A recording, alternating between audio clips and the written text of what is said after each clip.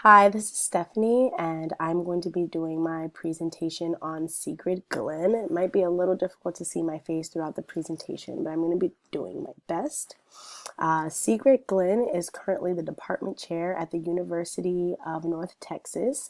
She has her PhD in clinical psychology, and she has previously served as the president of the American Psychological Association in 1993 to 1994.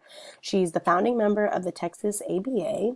And Glynn has been recognized internationally for her ABA work in Japan, France, Mexico, Norway, and a lot of other places around the world.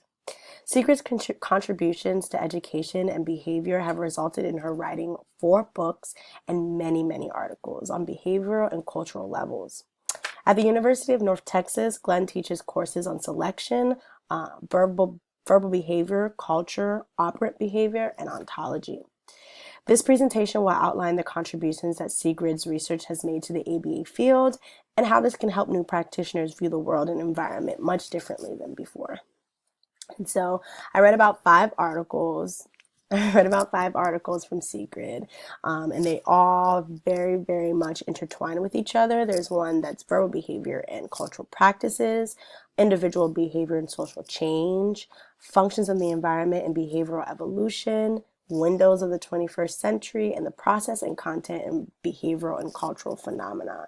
And throughout these 5 articles, I came up with 4 good bullet points to really explains Sigrid's contributions to the ABA field. So it's functions of the environment on individual behavioral and social change, the relationship between verbal behavior and cultural practices, which is really the meat of it all, infrastructural determinism as well, and learned behavior as a substructure of human cultures. And so in her research, Sigrid outlines 3 really important types of selection. There's natural selection, which comes from successive generations. There's behavioral selection, which is defined as a distribution of activity over time. And then there's infrastructure and superstructure. And these, according to Sigrid, are maintained over time by verbal behavior. She talks about verbal behavior and its importance a lot as it relates to culture.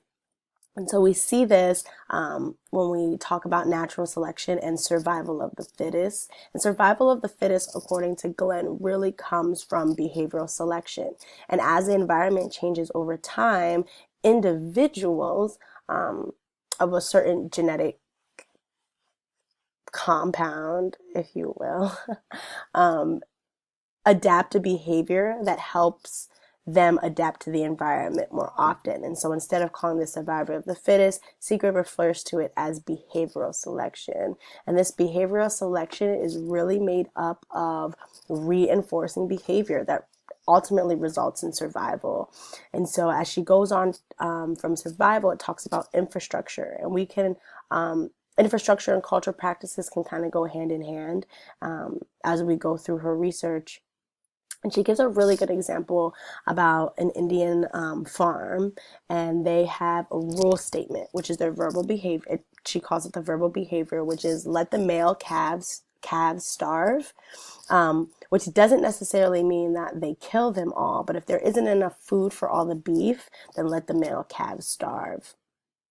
And as long as this rule, this verbal behavior allows the individuals who practice this to survive, it's reinforcing enough to kind of keep it going. This example was a little strange to me, and so I made up one of my own. And I thought a lot about arranged marriages and how, though beneficial to some in the past, it was really about education, how much money you made, and reproduction. And if someone was able to give all those things to you, then they were the ones that your parents have picked.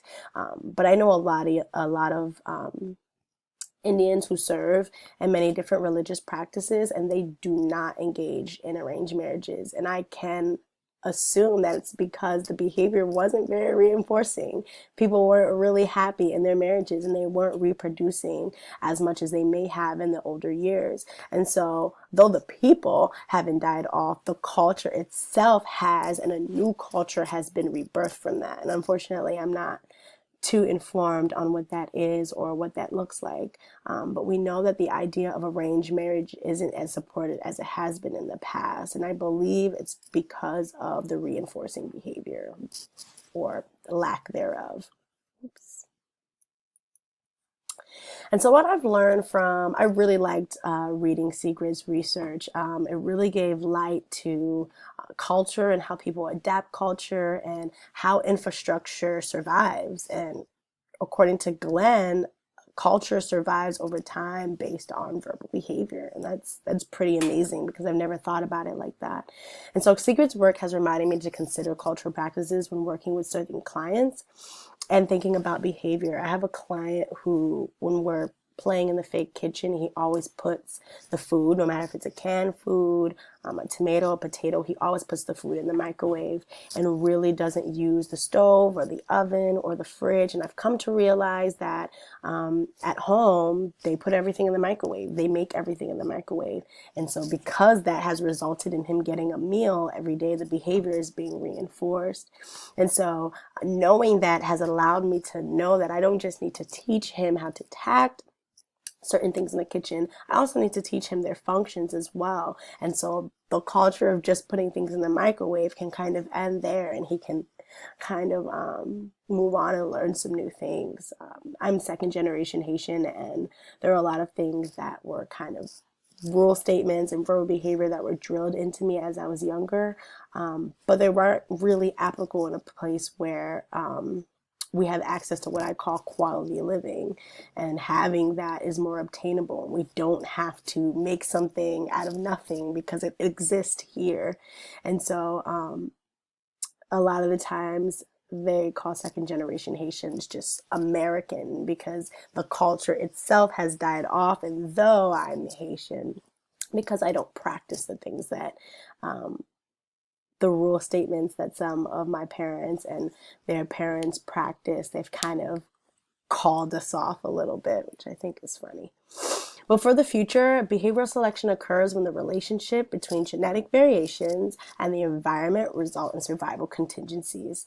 This means that organisms that survive were selected by the environment based on survival behavior, which Glenn refers to as behavioral selection. This behavior forms out of successive generation of one organism because of the behavior that's previously and consistently been reinforced. Culture is sustaining behavior, and individuals can sustain it with cultural practices and verbal behavior that's reinforcing enough to carry throughout generations.